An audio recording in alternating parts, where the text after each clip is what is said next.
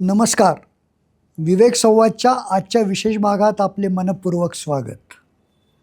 आजचा संवाद अशा एका कन्येच्या प्रेरणादायी यशाभोवती फिरणार आहे, जिने एकाच वेळी भारतीय सैन्य दल, नौदल आणि वायुसेना या तिन्ही संरक्षण दलांच्या निवड प्रक्रियेत उल्लेखनीय यश मिळवत देशभरात एक वेगळी ओळख निर्माण केली. अखेर भारतीय वायुसेनेची निळी वर्दी परिधान करून त्या आज फ्लाइंग ऑफिसर म्हणून देशसेवा करत आहेत. कर्तव्यावर असल्यामुळे फ्लाइंग ऑफिसर निधी आज आपल्यासोबत उपस्थित राहू शकत नाहीत.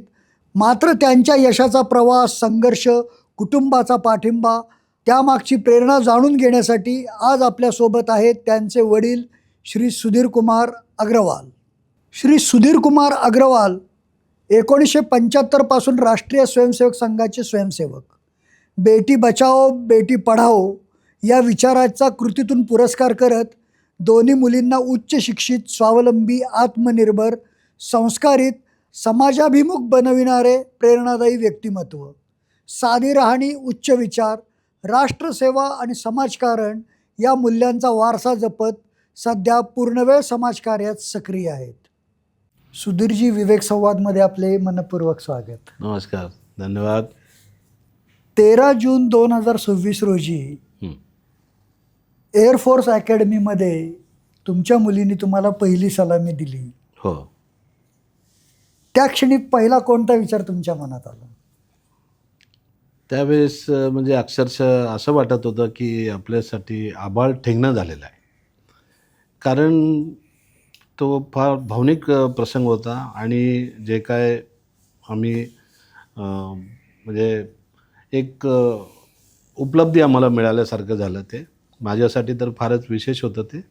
आणि जेव्हा पहिली सलामी मला माझ्या मुलीने दिली, मी असं समजतो की ती माझ्या स्वरूपात मला प्रत्यक्ष समोर धरून तिने तिचे जे मित्रमंडळी आहेत, तिचे शिक्षक आहेत किंवा तिचे जे मार्गदर्शक आहेत आणि ज्यांच्याकडून तिला प्रेरणा मिळाली आणि परिवारातल्या, कुटुंबातल्या आणि इतर सगळे जी कोण लोक तिच्यासाठी म्हणजे शुभेच्छुक होते किंवा प्रेरणास्थान होते, हा सल्यूट माझ्या स्वरूपात माझ्याबरोबर हा त्या सगळ्यांसाठी होता. क्या बात आहे.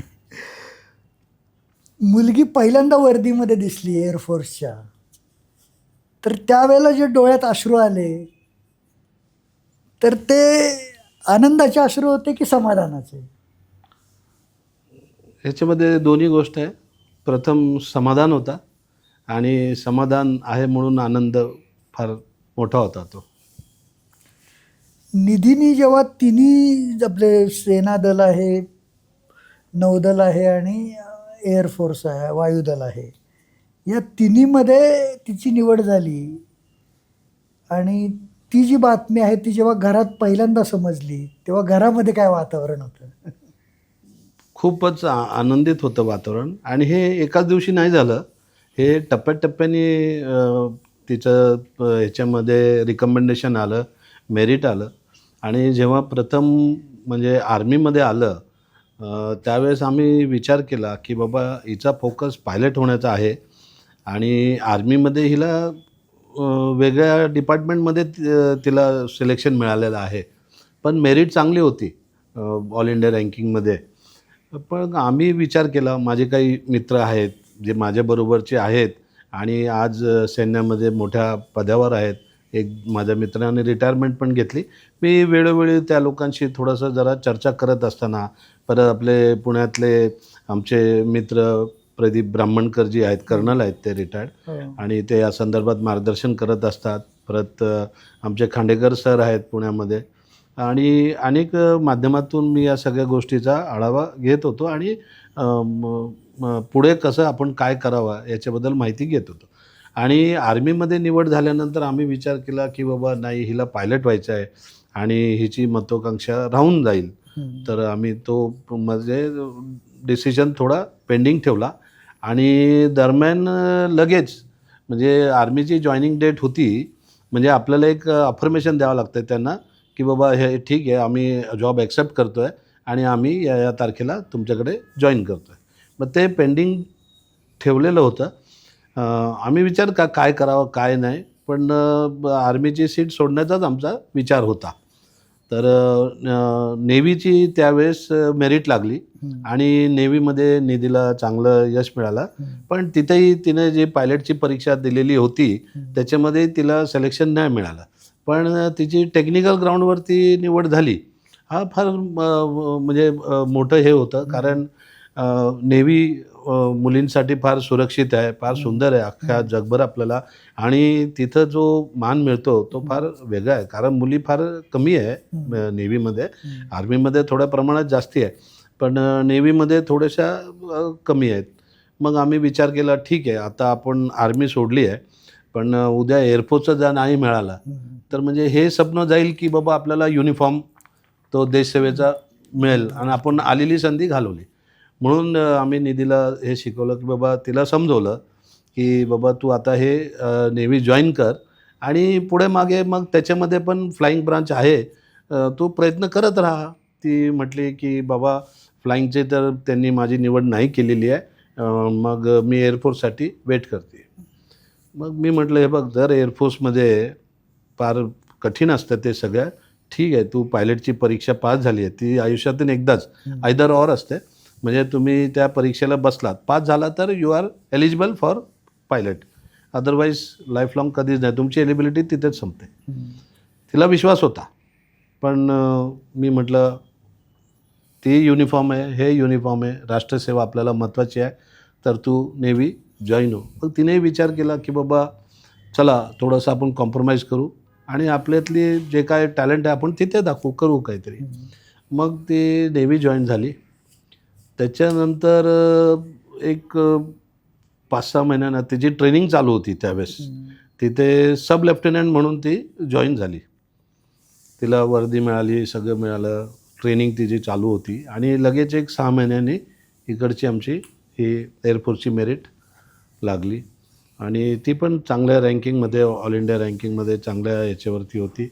मग तर तिने जेव्हा आम्हाला फोन केला रात्री जवळजवळ 9:30-10 वाजता, हॅलो म्हटली, आणि ती एवढी रडत होती की आम्हाला वाटलं की काय झालं नेमकं. आम्हाला म्हणजे प्रकारच कळत नव्हता, सांगता येत नव्हतं. हां. तिला म्हणजे असं सगळ्या भावना प्रचंड, सगळे जे स्वप्न पाहिलं ते साकार झाल्यामुळे ते साकार झालं. भावना तिच्या अनावर झाल्या. आम्ही फार म्हणजे दोन्ही प्रकार आमच्यामध्ये, आम्ही घाबरलेलो पण होतो आणि हे आम्हाला अपेक्षित पण होतं, कारण त्या 2-4 दिवसामध्ये रिझल्ट अपेक्षित होतं. आम्हाला तेही वाटलं की हेही मिळालं किंवा असं वाटलं की बाबा काहीतरी म्हणजे हिला काहीतरी वेगळं वाटतंय की काय असं.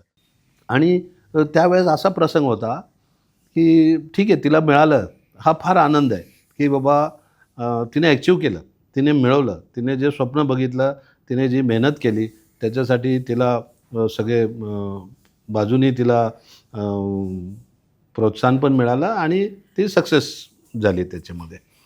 आता प्रश्न हा मोठा होता की सैन्यामध्ये असं आहे की तुम्ही एकदा वर्दी घेतली, समजा तुम्ही नौदलाची वर्दी आहे तुमच्याकडे, मग तुम्ही दुसऱ्या याच्यामध्ये शिफ्ट करू शकत नाही, स्विच करायला तुम्हाला ऑप्शन नाही आहे, चान्सेस नाही आहे.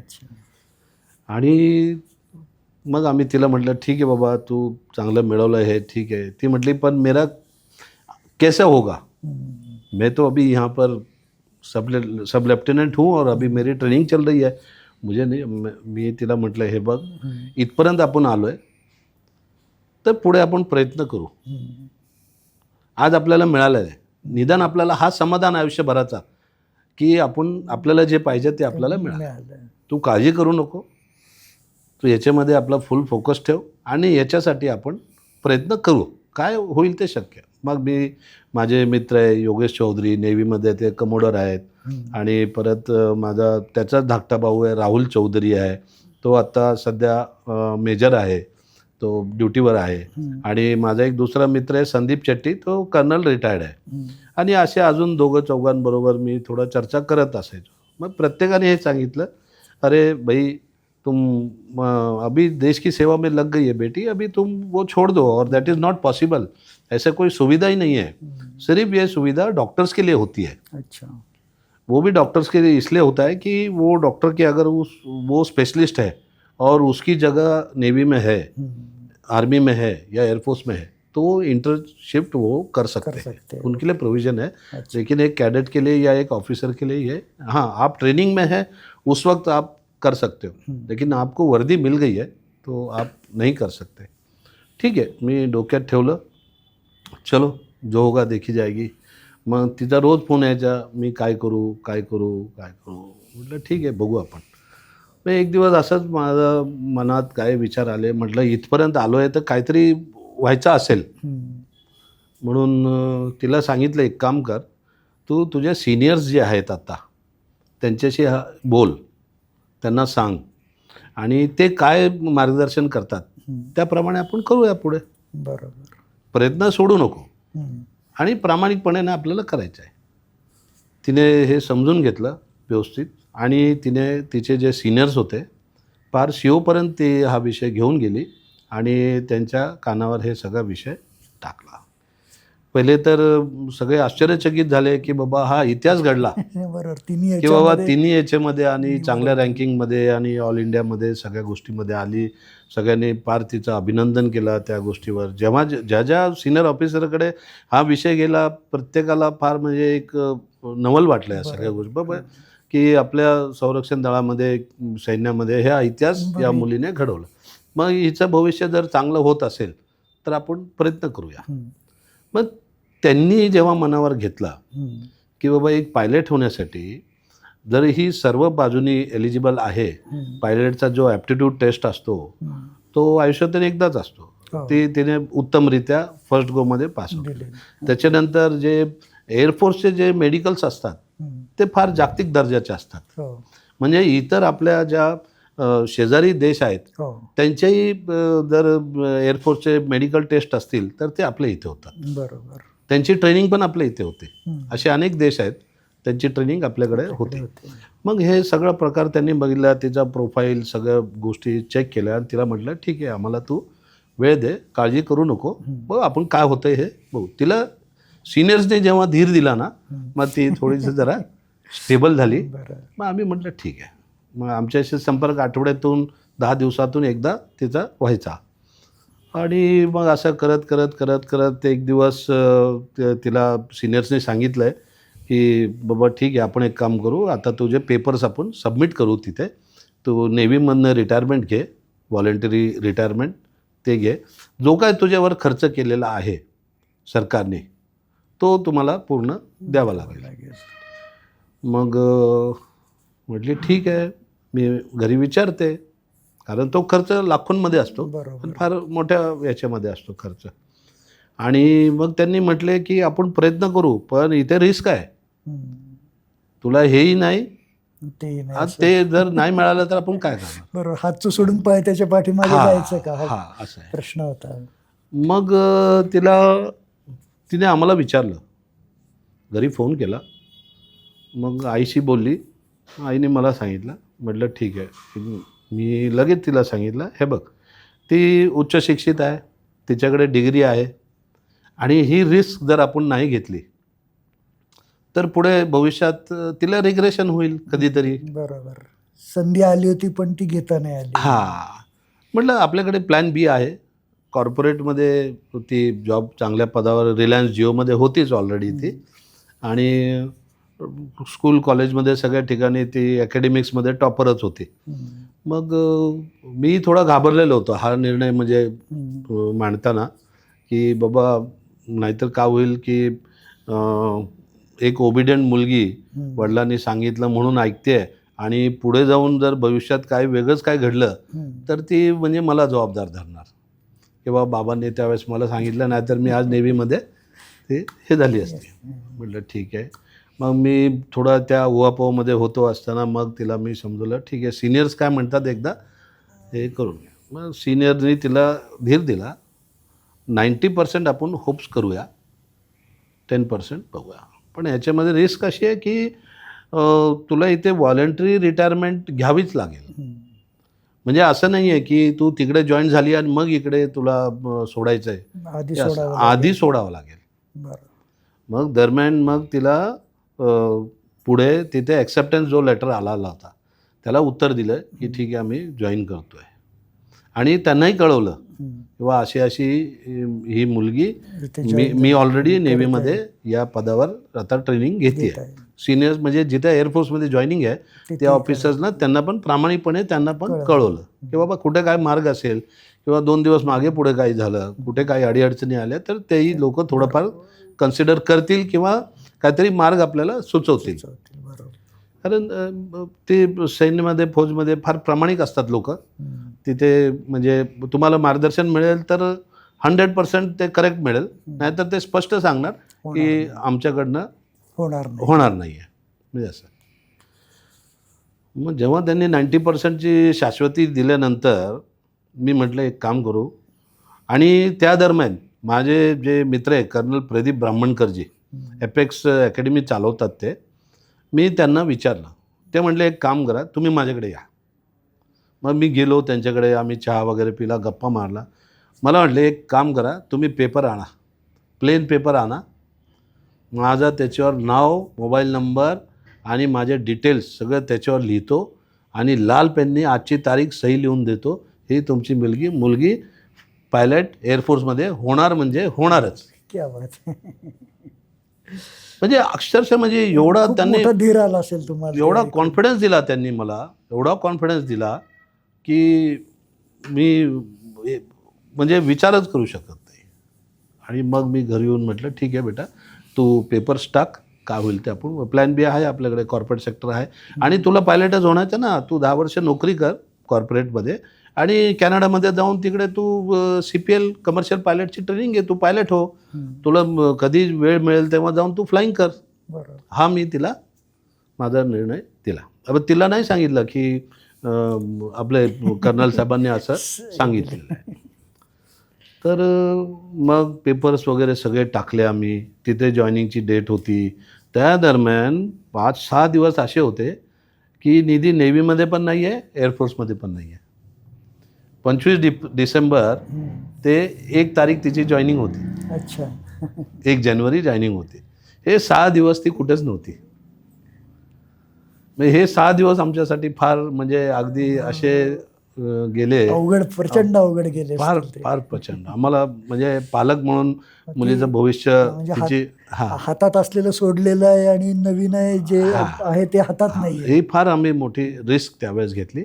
पण बघा जिथे आपले प्रामाणिक प्रयत्न आणि जे आपल्या नशिबात लिहिलेलं आहे त्याच्यासाठी बघा मार्ग ऑटोमॅटिक ओपन होत गेले. आणि तिला म्हणजे सगळ्या बाजूनी तिला पॉझिटिव्ह हे मिळालं, प्रोत्साहन मिळालं आणि तिने जे काय मेरिट मिळवलेलं होतं तेहीच कन्सिडर केलं गेलं सिनियर्सनी. आणि काही अजून त्यांच्या सिनियरपर्यंत हा विषय फार वरच्या लेवलपर्यंत गेलेला आहे. आणि तिकडनं त्यांनी एक रिमार्क दिला की बाबा ही मुलगी आहे आणि आपण काय म्हणतो बाबा मुलीला शिकवा आणि मुलीला पुढं न्या. तर या धर्तीवर जर आपल्याला ह्या मुलीचं भविष्य चांगलं आणि तिच्यामध्ये ते आहे सगळे आपल्याला जे पाहिजे ती पूर्ण एलिजिबिलिटी आहे, मग का करू नये विचार. मग तेव्हा तिला ॲक्सेप्टन्स तिकडनं मिळाला. 1 जानेवारीला ती तिथे जॉईन झाली. आता एवढा तो प्रचंड मोठा प्रवास आहे, त्यामुळे आता लक्षात येते की जेव्हा तुम्ही त्याला युनिफॉर्ममध्ये पाहिलं तेव्हा तुमच्या डोळ्यात पाणी का आलं असेल. सुधीरजी, आपण 1975 पासून राष्ट्रीय स्वयंसेवक संघाचे स्वयंसेवक आहात. हो हो. साधी राहणी, उच्च विचार अगदी याच्यावर तुमचं भर राहिलेलं आहे. समाजसेवा व राष्ट्रभक्ती या मूल्यांचा तुमच्या कुटुंबात सातत्याने चर्चा, संस्कार होत आलेले आहेत. या सगळ्या याचा निधीच्या जडणघडणीवर कसा परिणाम झाला? हे जेव्हा आम्ही त्याच्यामध्ये रोज थोडा त्याच्यात आमचे म्हणजे इंटरेस्ट वाढला, इंटरफरन्स वाढला. 2 दिवस आम्ही काही कारणामुळे कुठं बाहेरगावी गेलो किंवा आजारी पडलो किंवा खेळायला नाही गेलो, परीक्षा आहे असं, तर ते गुरुजी जे शिक्षक होते ते घरी यायचे. तोपर्यंत त्यांनी ओळख काढून घेतलेली होती. हे कोण आहेत, कुठे राहतात, काय करतात, हे ते सगळं त्याने बाजारपेठेत असल्यामुळे ओळख काढून घेतलेली होती. मग एक दिवशी घरी आले. म्हटले आप आए नाही 2 दिन. म्हणजे मी लहान असताना माझ्याबरोबर असं आप आए नाही ऐसा. ते नागपूरचे होते. त्यांचं नाव अग्रेसर गुरुजी होते आणि ते आमच्या देवरोडपासून बाजारापासून जवळजवळ 4 किलोमीटर लांब चिंचोळी अशोकनगरमध्ये ते राहायचे आणि तिकडनं सायकलवर यायचे. मग त्यांचा तो म्हणजे डिसिप्लिन, त्यांचा जो समर्पण या कामासाठी आणि ते सगळं बघून आम्हालाही वाटायचं. मग आम्हाला थोडं ते खेळ शिकवायला लागले त्याच्यामध्ये प्रामाणिकपणा आला की बाबा खेळामध्ये आपण एकमेकाशी प्रामाणिक राहावे, कोणाला टपली मारू नये आपण किंवा दुसऱ्या मार्गाने आपण जिंकलोसारखं असं नाही करायला पाहिजे. आपण आपलं कर्तृत्व दाखवून त्याच्यामध्ये जिंकायला पाहिजे. हे सगळं जे काही संस्कार त्याच्यातनं आम्हाला मिळाले. परत संघटन कसं व्हावं, एकमेकाशी खेळीमेळीने राहावं, उच्च नीच हा भाव आपण ठेवू नये. मग हे जेव्हा आम्ही त्या काळात बालसंस्कार आमच्यावर झाले आणि फार हे चांगले झाले आणि हे मी काय केलं मुलांमध्ये, माझी मुलं जेव्हा मोठी होत गेली ह्याच्यामध्ये माझ्यापेक्षा माझ्या पत्नीचा फार मोठा तिचा सहभाग आहे त्याच्यामध्ये, मुलांची जडणघडण करण्यामध्ये. मी फक्त त्यांच्या पाठीमागं एक वडील म्हणून उभा राहायचो. निरुपमा वहिनी हां, हो. माझी मिसेस ती एक म्हणजे शिक्षिका आहे. ती शिक्षिका आहे, पण ती व्हॉलंटरीली शिकवते. काही स्कूलमध्ये पण काही वर्ष प्रायव्हेट स्कूल्समध्ये तिने जॉब केलं आहे. आता रिटायरमेंट घेतली आहे आणि मुलींना चांगले संस्कार देणे, व्यवस्थित पद्धतशीर राहणे, त्यांचं राहणीमान, कपडे, हे ते आवडी निवडी, वेळोवेळी काही मुली बाबा याच्या त्याच्या बघून काही गोष्टींचे हाव करतात. मग त्यांना समजवणे, बाबा हे ठीक आहे, हे तुला आम्ही घेऊन देतो, पण तुला अक्षरशः या गोष्टीची गरज आहे का? आणि गरज असेल तर किती दिवस हे तुला म्हणजे पटेल? ह्या सगळ्या गोष्टी मुलींना वेळोवेळी त्यांना जेव्हा समजवत म्हणजे एक म्हणजे चाह आहे, आवड आणि तिची नीड आहे का आपल्याला, हे तिने त्या मुलींमध्ये हे सगळे संस्कार घातले आणि त्याचा आज आम्हाला फार मोठा उपयोग होतो की ते म्हणजे पाया असतो कुठल्याही जीवनाच्या जडणघडणीमध्ये. संस्कार हा सगळ्यात मूलभूत पाया आहे. आणि त्यात महत्त्वाचा एक भाग मी तुम्हाला हे सांगतो की मी नेहमी माझ्या पत्नीला सांगितलं की आपल्या 2 मुली आहेत बरं का, हेच आपल्यासाठी मुलाप्रमाणे आहेत, पण आपण यांना सगळ्या बाजूनी हे करू, आत्मनिर्भर करूया, त्यांना शिक्षण देऊ, आपण चांगले संस्कार देऊ, सगळं करू, पण एक स्त्री जातीला जे महत्त्वाचं आहे ते आपण त्या मुलींना शिकवायलाच पाहिजे. ते म्हणजे काय की तिला घरकाम सगळं आलं पाहिजे, बेसिक नीड आहे. तिला स्वयंपाक सगळं आला पाहिजे. कोणावरही अवलंबून राहतं का? जीवनात कधी कोणती काय परिस्थिती होईल, अर्ध्या रात्री आपल्याकडे 4 पाहुणे आले तर त्यावेळेस तर आपले हेल्पिंग हँड किंवा मेड किंवा काही मोलकरीण आपण त्यांच्यावर अवलंबून राहू शकत नाही. किंवा ठीक आहे आज सगळ्या गोष्टी मिळतात आपल्याला, पण आपण आलेल्या पाहुण्यांना जर घरी गरम गरम जर नाही देऊ शकलो तर नाही देऊ शकलो तर अतिथी देवो भव आपली संस्कृती आहे. हो, ते आहे. आणि आपण बघितलेलं आज आपल्या ज्या राष्ट्रपती आहेत द्रौपदी मुर्मू स्वतः स्वयंपाक करतात. इंदिराजींना आपण बघितलेलं आहे, त्यांच्याबद्दल आपण ऐकलेलं आहे की बाबा तेही जेव्हा त्यांना वेळ मिळायचा कुटुंबाबरोबर बसून ते स्वतः स्वयंपाक करून दोन्ही मुलांना, राजीवजी आणि संजीवजी यांना भरवायच्या, स्वतः स्वयंपाक करायच्या. अशा अनेक खूप म्हणजे मातब्बर महिला आहेत जे आपल्याला हे संस्कार त्यांच्याकडनंही आपल्याला फारच छान. आता तुम्ही स्वतः सैन्यामध्ये जायला खूप इच्छुक होता, तुमचं स्वप्न होतं सैन्यामध्ये स्वतः सहभागी व्हायचं. तर तो काय किस्सा होता की कशामुळे तुम्हाला ते जमू शकलं नाही आणि तिथून तुमची मुलगी जेव्हा वायुसेनेत दाखल झाली तोपर्यंतचा प्रवास कसा होता? मी संघामध्ये असताना ना हे म्हणजे राष्ट्रभक्ती, देशसेवा, समाजसेवा, धर्मसेवा हे तिकडनं मला थोडंसं त्याबद्दल माहिती मिळाली आणि त्यात मला आवड निर्माण झाली. मग म्हटलं हे चला आपण पण, आणि तो आमचा देवरोड भाग मिलिटरी भाग होता. नेहमी आम्ही प्रत्येकाला तिथे युनिफॉर्ममध्ये बघायचो. मग तो युनिफॉर्मचं आकर्षण फार वेगळं होतं. बरं, ते कॅन्टोन्मेंट एरिया सगळ्या संस्था त्या ठिकाणी होत्या. आणि आमची जी प्रायमरी स्कूल होती ती कॅन्टोन्मेंट ऑफिसच्या अगदी अपोजिट होती. आणि नेहमी आम्ही तिकडे बघायचो की ऑफिसर म्हणजे गाडीने येतात आणि त्यांच्या मागे पुढे लोक असतात आणि त्यांचा जो रुबाब असतो वेगळा असतो, तो त्यांचं चालणं बोलणं हे ते एकदम म्हणजे असं खूप मला त्या गोष्टीचं आकर्षण झालं. आणि मी त्यावेळेस ठरवलं की बाबा आपण पण का प्रयत्न करू नये. प्रयत्न म्हणजे मग थोडेसे जरा घरात हे आमचं दुकान होतं, हे व्यापारिक वातावरण असल्यामुळे आणि काही गोष्टी अशा म्हणजे त्याच्यावर पूर्ण फोकस नाही केला. अच्छा. कारण मी माझ्या मनात होती धारणा, पण बरोबर. परिवाराकडनं पण त्या गोष्टीला मला हे नाही मिळालं. नाही मिळालं support. आणि त्याच्यामधनं काय झालं, मग माझे जे क्लासमेट होते, जसं संदीप चट्टी आहे, हं. पहिली KG to 10th पर्यंत आम्ही बरोबर होतो.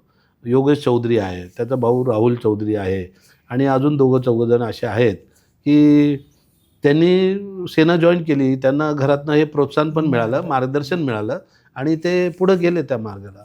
मग मी 10वी झाल्यानंतर माझ्या वडिलांनी काय सांगितलं, नाही ना तुला आता डी फार्मसी करायची.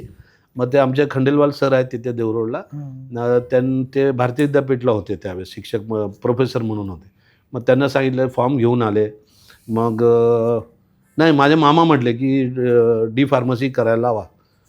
तर माझे वडील म्हटले नाही डी फार्मसी नाही करायची आम्हाला, याला आपण केमिकल इंजिनियर बनवू. मग म्हणून मला डिप्लोमा केमिकल इंजिनिअरिंगला टाकलं. आणि मग 12वी माझे जे मित्र होते ते सगळे सैन्याच्या फील्डमध्ये, मी वेगळ्या फील्डमध्ये. कधी भेटायचो तर मला एकदम अरे क्या हो गया ये मेरे साथ, ऐसा क्यों हो गया. ती नेहमी खंत असायची माझ्या मनात. पण आज ती खंत म्हणजे असं म्हणजे मला म्हणजे हे वाटतं की भाई मैं एक फौजी का दामाद था, लेकिन आज एक फौजी का पिता हूँ. क्या बात आहे. वा, ह्याने मला फार मोठं समाधान मिळतं. काय वाक्य बोललात तुम्ही. छान. सुधीरजी, तुम्ही अनेक वर्षापासून कन्यापूजनाचा कार्यक्रम आयोजित करताय. बरोबर. त्या मागची भूमिका काय आहे? म्हणजे आता तुम्ही तर तुमच्या घरातही तुम्हालाही 2 मुली आहेत बरोबर. आणि हा कन्यापूजनाच्या कार्यक्रमामागची तुमची सामाजिक भूमिका काय आहे? कसं आहे विवेकजी, आता आपल्या सनातन धर्मामध्ये कुमारिका पूजन हिंदू धर्मातल्या प्रत्येक घरामध्ये हे त्याच्या ऐपतीप्रमाणे लोक करतात. आणि तुम्ही महाराष्ट्रातच नाही, हरियाणा, राजस्थान, उत्तर भारत म्हणा, दक्षिण भारत म्हणा किंवा इतर प्रत्येक जिल्ह्यामध्ये, गावामध्ये हा प्रथा आहे. त्याच्या पाठीमागचा उद्देश आहे की बाबा स्त्री जातीकडे जगत जननी आहे, स्त्री ही जगत जननी आहे, तिच्याकडे बघण्याचा हल्लीचा जो दृष्टिकोन आहे तो फार वेगळा झालेला आहे. मग हे आम्ही कुमारिका पूजन करतो घरी. 9 दिवस आपण देवीची पूजा करतो, आराधना करतो, दिवा लावतो, अखंड दिवा लावतो, भक्ती करतो, एवढी उपास तपास करतो, सगळ्या गोष्टी करतो. काही लोक एवढं कडक हे करतात की बाबा फक्त पाणी पितात 9 दिवस, चपला घालत नाही, काही असे कठोर तपस्या करून मग स्त्री जातीवर एवढा अत्याचार का, हे कोण करते, कशासाठी. पण जेव्हा आपण हे कुमारिका पूजन घरोघरी करतो, पण तिथे फार मोठा अवघड प्रश्न हा होतो की आज राहणीमान बदललेलं आहे. लोक सोसायटीमध्ये, बंगलोजमध्ये राहायला गेलेले, तिथे त्या 8-9 मुली ज्या आहेत आपल्याला एकत्र मिळत नाही. आणि त्या मिळाल्या तर त्या प्रत्येकाच्या घरी त्याच मुली जेवायला जातात. त्यांना एक हे असतं की बाबा आपल्याला हलवापुरी मिळेल, पण एक ठिकाणी हलवापुरी खाऊन त्या पोट भरलेलं असतं, पण त्याबरोबर जे गिफ्ट मिळणारं असतं, जे दक्षिण असतं, ते त्यांना आकर्षण असतं. इथे काय होतं, ना खानेवाले को समाधान, ना खिलाने वाले को. एक फॉर्मॅलिटी केल्यासारखं झालं. काही घरातही आम्ही बघितलं की बाबा त्या घरातल्या महिला सकाळी उठून हलवापुरी, देवीचं नैवेद्य वगैरे सगळं तयार करतात. पण कन्या उपलब्ध नसल्यामुळे किंवा त्यांना ऑफिसला जाण्याची घाई आहे, कोणाला दुकान आहे, कोणाला स्वतःचा उद्योग आहे, व्यवसाय आहे किंवा घरातले इतर व्यक्ती नाही आहे, काम करणारी लोकं नाही आहेत, एकत्र कुटुंब नसल्यामुळे, मग ही प्रथा कुठे ना कुठे लुप्त होत चालली आहे. मग ही लुप्त होत चालली तर याचं पुढे काय होणार. कारण की आज काय होतं की सासू काय करते, बाबा हलवापुरी हे सगळं नैवेद्य तयार केलं, मग ती म्हणते भाऊ या बेटी असेल, बेटी वो एक काम कर, वो गाय को खिला के आ जा. मग ते किंवा काही घरात असं बघितलं आहे की त्यांच्या घरात जे हेल्पिंग मेड वगैरे येते किंवा जे काय आहे त्यांना म्हटलं जातं की बाबा हे हलवापुरी तुम्ही घेऊन जावा, 9 कन्यांचा आम्ही नैवेद्य काढलं आहे आणि हे तुम्ही आपल्या वस्तीमध्ये लहान लहान मुलींना तुम्ही द्या. मग ह्याच्यामध्ये काय होईल की जी भाऊ आहे किंवा बेटी आहे, मग मेरी सासू ऐसा करती थी, मैं भी ऐसे ही करूँगी. किंवा ती म्हणेल ठीक आहे, नहीं भी किया तो क्या फरक पड़ता है, मैं एक दिन जाऊँगी किधर भी और उधर दान धर्म कर दूंगी, हो गया. म्हणजे हिंदू संस्कृती जी परंपरा आहे आपली प्राचीन, ती लुप्त होत चाललेली.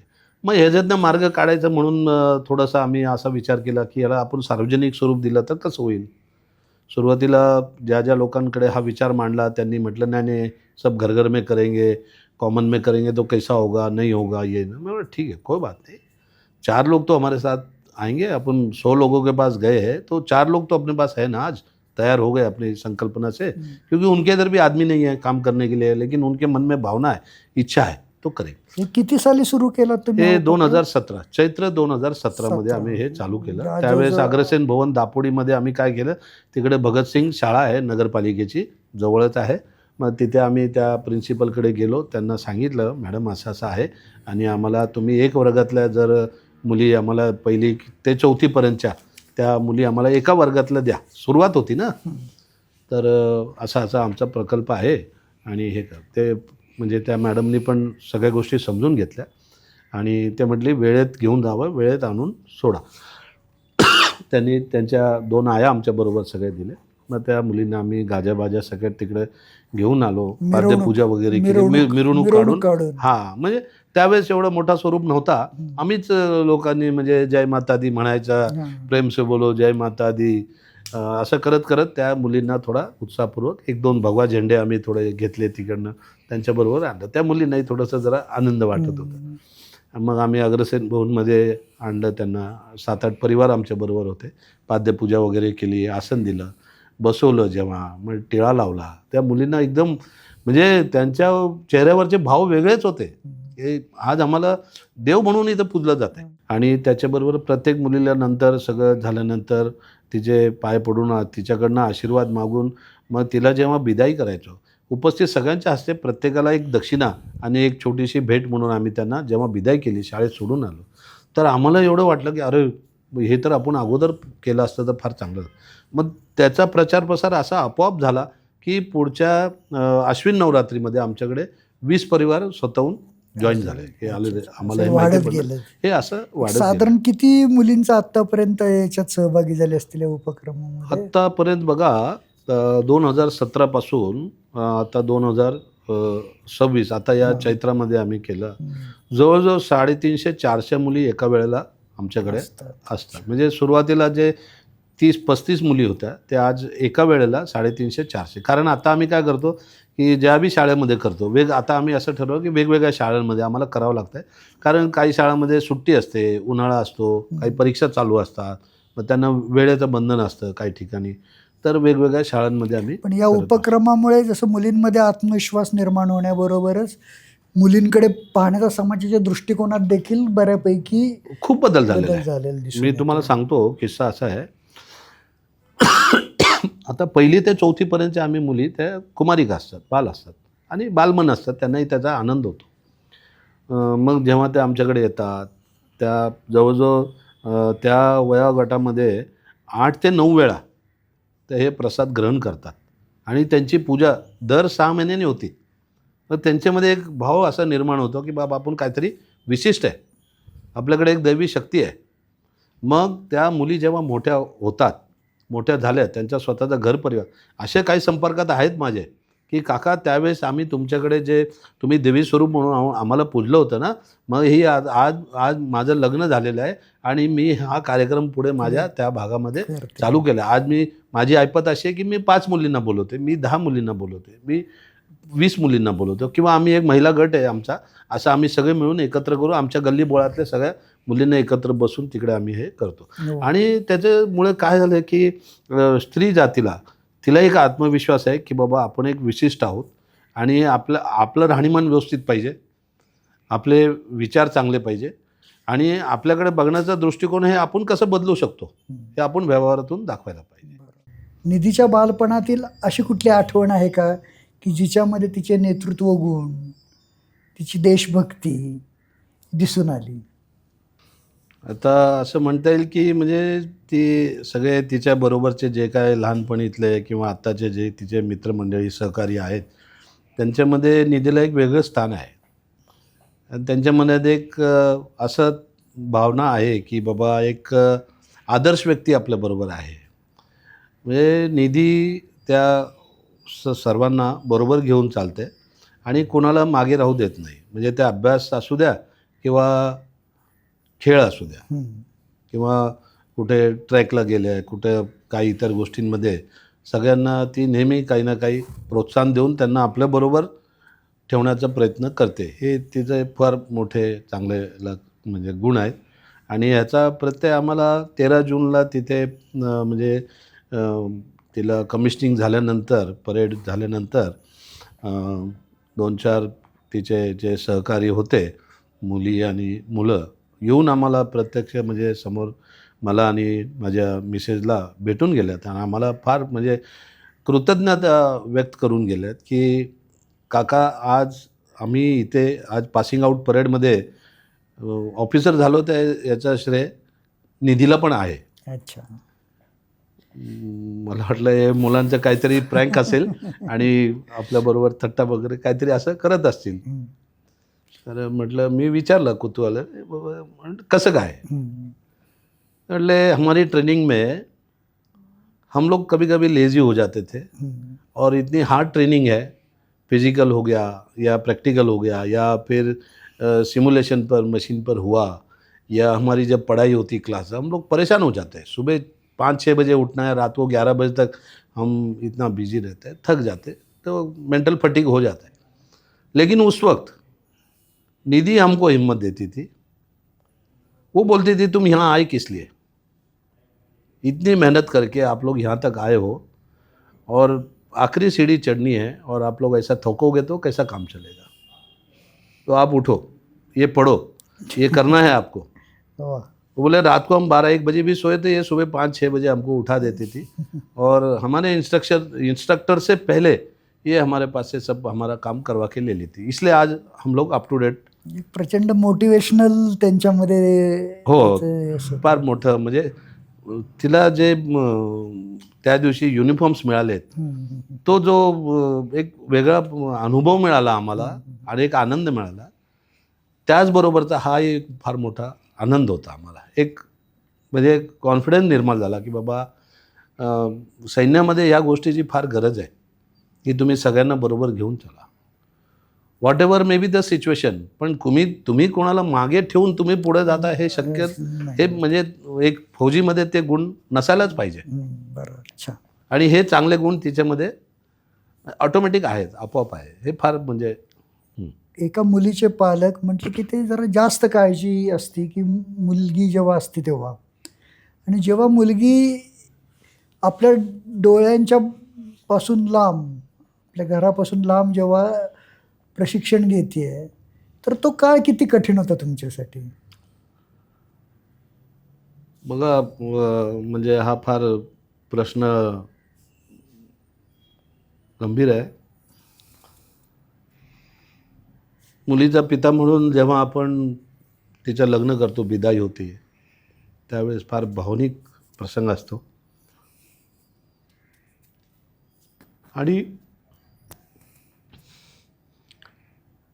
राष्ट्रसेवेसाठी जेव्हा तिला आम्ही तिच्या मनात हे भरलं, तिला प्रेरणा दिली आणि तिला एक मार्ग दाखवला आणि तिने ते ॲक्सेप्ट केलं आणि त्याच्यावरती चालली प्रामाणिकपणे, त्याच्यावर तिने मेहनत केली आणि आज तिथे ती त्या पायरीवर उभी आहे. तर तेव्हा असं वाटलं की बाबा एक आपण आज तिची ही देशासाठी विदाई आहे. क्या बात आहे. तुम्ही देशाला समर्पित आहे. बरोबर. म्हणजे मी तिथे स्वतःला बघत होतो. फार तुम्ही खूप भावनाविवश झालेला आहात आणि खरोखरच एक प्राऊड फादर काय असतात हे तुमच्याकडे बघून आत्ता जाणवत आहे. एअरफोर्स अकॅडमीमधील पासिंग आऊट परेड किंवा प्रशिक्षणादरम्यान असा कुठला प्रसंग तिने तुम्हाला सांगितला आणि ज्यांनी तुमच्या अंगावर रोमांच उठून आले, असं कुठला आठवतोय प्रसंग? 13 जूनच्या अगोदर 12 जूनला आमचा एक गाला डिनर होता, जिथे सैन्यातले सगळे मोठमोठे अधिकारी होते. आपले संरक्षण मंत्री राजनाथ सिंगजी होते, air chief marshal Amanpreet Singh होते आणि अकॅडमीचे CEO राहुल बसिन सर होते. त्यांच्याबरोबर हे सगळे कॅडेट्स आणि त्यांचे पॅरेंट्स, हा मोठा गाला डिनर असतो. बरोबर. तर तिथे आम्हाला सिटिंग अरेंजमेंट अशी मिळाली की आमच्या शेजारी विंग कमांडर होते. अच्छा. पती पत्नी दोघे आमच्या म्हणजे माझ्या शेजारी. आणि जस्ट म्हणजे मोठं तो एक प्रोटोकॉल असतो आणि त्याच्यामध्ये आम्ही एकमेकाशी जेव्हा इंट्रोड्यूस झालो तर मी थोडा विचारलं त्यांना कि सर मेरी बेटी निधि और अभी वो कल कमीशन हो जाएगी। तो बोले निधि आपकी बेटी है? बोला हाँ सर। बोले she is having very bright future. तो मैं बोला सर इतना मतलब आप लोग यहाँ तक पहुँचे हैं तो आपको क्या लगता है मतलब क्या क्या मतलब आपको यहाँ पहुँचने में कभी ऐसा कुछ लगा आप? बोले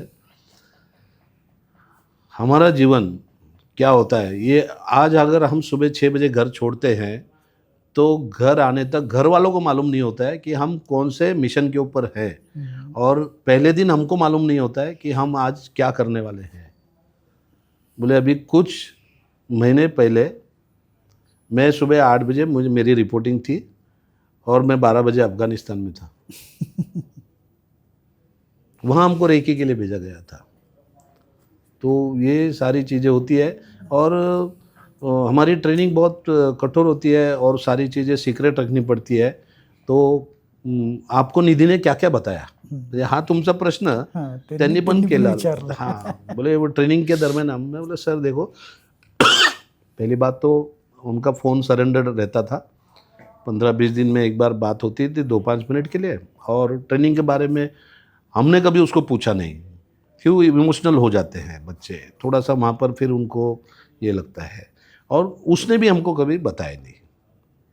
तो बोलिए बहुत अच्छी बात है, अगर वो आपको ट्रेनिंग के बारे में बताती अगर आप उसको पूछ लेते तो शायद वो मतलब कहीं ना कहीं कुछ बच्चे ब्रेक हो जाते हैं उसमें, क्योंकि इतनी कठोर वो ट्रेनिंग होती है। सुबह आप 5 बजे 4 बजे ग्राउंड पर आते हो और रात को आप कब आपको बेड मिलेगा ये कोई टाइमिंग नहीं रहता एज अ कैडेट, क्योंकि वो ट्रेनिंग है उनको, वो 1.5 साल की ट्रेनिंग में पूरे ज़िंदगी भर उनको क्या करना है वो वहाँ पर उनको फौज को क्या चाहिए वहाँ पर उनको बनाया जाता है, वो उनको फॉर्मेट किया जाता है। फारच छान की मुलांना ओव्हर प्रोटेक्टेड पालक ठेवतात, ते कसं चुकीचं आहे आणि ते त्यांना योग्य वेळेला काही गोष्टी मुलंच ती तुमच्यापर्यंत त्या जे रोमांचक प्रसंग म्हणून आपण जे म्हणतो ते काही वेळेला न शेअर केलेलेच चांगले असतात। हो हो अगदी जे अज्ञानात सुख असतं तेच बऱ्याच वेळा चांगली गोष्ट असते। म्हणजे ह्याचा एक अजून तुम्हाला आम्ही अनुभव सांगतो की डिफेन्समध्ये काही गोष्टी तुम्हाला सिक्रेट ठेवाव्या लागतात। बरोबर। म्हणजे तो जो सिक्रेसीचा जो पार्ट असतो, तो जो गुण असतो ते पण त्याच्यामध्ये आलं की नाही तर म्हणजे आई वडिलांपासून पण तिने की बाबा माझे आई वडील कुठेतरी भावनिक होतील, मला म्हणतील तू कशाला एवढं सगळं ट्रेनिंग करते। 40-42 किलोमीटर त्यांना एक मॅरेथॉन एका दिवसातून करायची आणि ते स्टिप्युलेटेड टाईममध्ये करायची आहे। एक मुलगी म्हणून तिने 10 वेळा मॅरेथॉन केलेलं आहे, हाफ मॅरेथॉन केले आहेत, बाकी जे काय। आणि तिथं मुलगा किंवा मुलगी असा भेदभाव त्यांच्यासाठी वेगळे पॅरामीटर्स नाही आहेत। बरोबर। ते स्टॅमिना हा एक फौजी म्हणून आणि प्रत्येकाला तो स्टॅमिना प्रत्येकामध्ये तो मेंटेन करावा लागतो, तरच तुम्ही त्या लेवलला शूट करताय।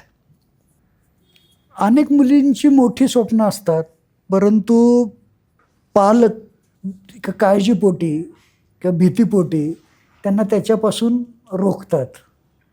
तर अशा मुलींना आणि पालकांना तुम्ही काय संदेश द्याल?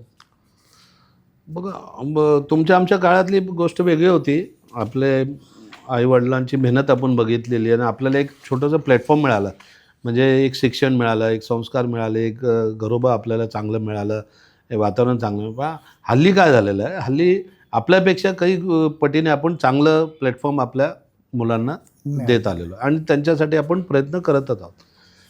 पण इथं काय झालं, आपली मुलं आपल्यापेक्षा जास्त शिक्षित आहेत आणि हे आपण मान्य केलंच पाहिजे। आणि त्यांचा जो वावरणं आहे, ज्या ग्रुपमध्ये ते असतात, ते मुलामुलींच्या ग्रुपमध्ये तिकडे जे विचारसरणी विचारांचे देवाणघेवाण होतात, त्यातनं ते ऑटोमॅटिक त्यांच्याकडे ते नॉलेज अपडेट होत राहते। आणि ते पालकांनी समजून घ्यायला पाहिजे की बाबा आपल्या मुलाची किंवा मुलीची कुवत काय आहे, तिची आवड निवड काय आहे, मग हिचे विचारसरणी कशी आहे, हिचे मित्रमंडळी कसे आहेत, वेळोवेळी त्या गोष्टी त्यांच्याबरोबर आपण बसून बोलून किंवा ते जेव्हा बोलतात त्यांना वेळ असेल तर आपण विचारलं की ते सांगत नाही, बिझी असतात. मग ते जेव्हा बोलतात तेव्हा आपण आपली कामं बाजूला ठेवून ते पूर्णपणे ऐकून घ्यायला पाहिजे आणि त्यातनं आपण निष्कर्ष काढायला पाहिजे की बाबा हे कोणत्या दिशेला, कोणत्या बाजूला हिचा कल आहे किंवा ह्याचा कल आहे आणि वाटचाल पुढे काय होणार आहे. त्या पद्धतीने आपण त्यांना थोडंसं मार्गदर्शन केलं पाहिजे आणि त्यांना समजून घेणं हा फार महत्त्वाचा भाग आहे. बरोबर.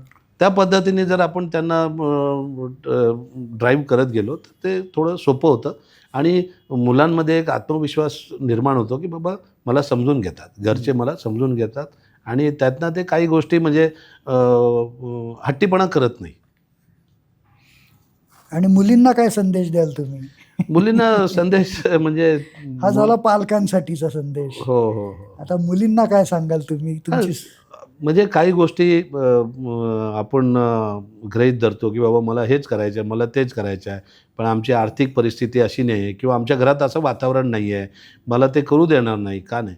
मग तुम्ही मुलांनी किंवा मुलींनी असं घरच्यांना विश्वासात घेऊन आपलं जी काय बाजू आहे ती त्यांच्यासमोर मांडायला पाहिजे. त्यातले सगळे डूज अँड डोंट्स, परत त्यातलं आपल्याला फायदा काय होणार आहे, नुकसान काय होणार आहे, हे सगळ्या गोष्टी त्याचा विचार परिवाराच्या बरोबर बसून हा निष्कर्ष काढायला पाहिजे आणि त्यांना एक विश्वास असा वाटला पाहिजे आपल्या आई-वडील किंवा घरातल्या थोर मंडळीवरती. आपला भाऊ असेल, छोटा असेल किंवा मोठा असेल किंवा ज्याच्याबरोबर आपली घरातले इतर आणि नातेवाईकांबरोबर ज्यांच्याबरोबर आपली ट्युनिंग चांगली आहे, त्यांच्याबरोबर त्यांच्यावर एक विश्वास ठेवला पाहिजे. बाबा ही व्यक्ती मला कधी पण चुकीचं मार्गदर्शन करणार नाही. राईट. या व्यक्तीकडे जर मी माझा प्रश्न मांडला तर मला चांगलं मार्गदर्शन मला मिळेल आणि तिथे आपण विश्वास ठेवून पुढे वाटचाल करायला पाहिजे. फारच छान. आता शेवटचा प्रश्न, बरं.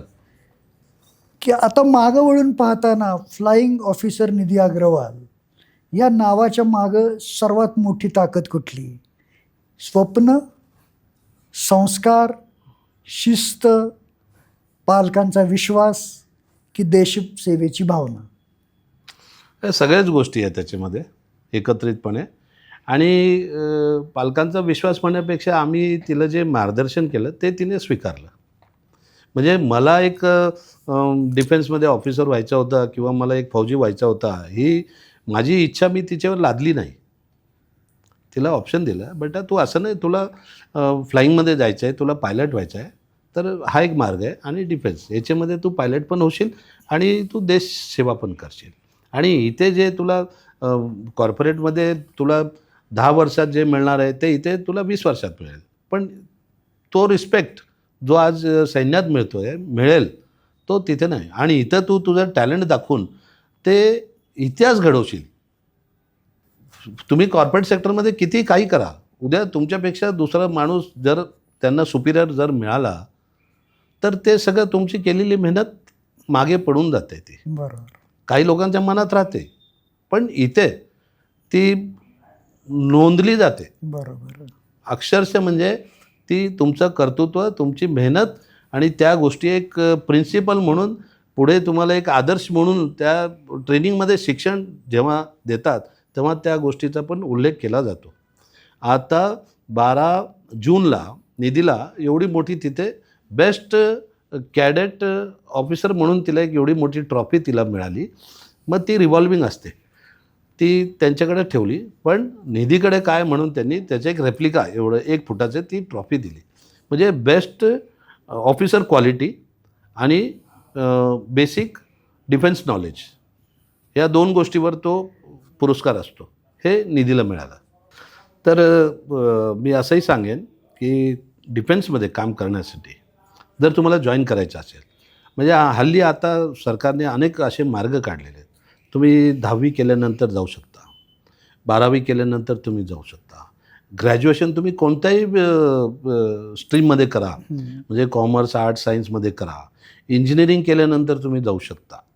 पण फक्त एवढं एक तुमची आवड पाहिजे आणि ते जे प्रशिक्षण आहे ते तुम्ही पूर्ण प्रामाणिकपणे करायची जर तुमची इच्छा असेल तर नक्की होणार आणि प्रयत्न करायला काही हरकत नाही आहे.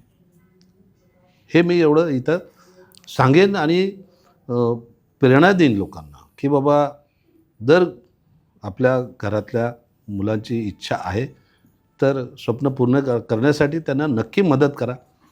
माझ्यासारख्या एका कार्यकर्त्याची जर कुठे तुम्हाला आवश्यकता वाटली, मार्गदर्शनची गरज वाटली, तर मी आणि माझी पत्नी आम्ही सदैव ही सेवा देण्यासाठी उपलब्ध आहोत. तुमच्या जागेवर आम्ही येऊ, स्वतः येऊ. तुमच्यावर कुठला एक प्रकारचा खर्च आम्ही हे करणार नाही. उलट आमचं एक कर्तव्य समजून देशसेवेचा एक भाग म्हणून आम्ही ते पूर्ण करण्याचा प्रयत्न करू. किंवा आमच्या घरी आमच्याकडे तुमचं स्वागत आहे. क्या बात आहे. फारच छान सुधीरजी, आपण या ठिकाणी आलात आणि एक प्रेरणादायी प्रवास निधीचा आणि आपल्या फॅमिलीची जी काही वाटचाल आहे ही या ठिकाणी मांडली, त्याबद्दल खूप खूप धन्यवाद. धन्यवाद. आपण मला इथे बोलवलात आणि आमच्या भावना समजून घेतल्यात. माझ्या आयुष्याची वाटचाल आपण लोकांच्या समोर पोचवलीत. हे फार माझ्यासाठी एक आजचा दिवस फार मोठा आहे. खूप खूप धन्यवाद. खूप धन्यवाद. मित्रांनो, हा संवाद तुम्हाला आवडला असेल तर व्हिडिओला लाईक करा, जास्तीत जास्त शेअर करा आणि अशाच प्रेरणादायी व्यक्तिमत्वांच्या कथा जाणून घेण्यासाठी विवेक संवाद चॅनल सबस्क्राईब करायला विसरू नका. मी विवेक इनामदार. पुन्हा भेटू एका नव्या व प्रेरणादायी संवादासह. जय हिंद.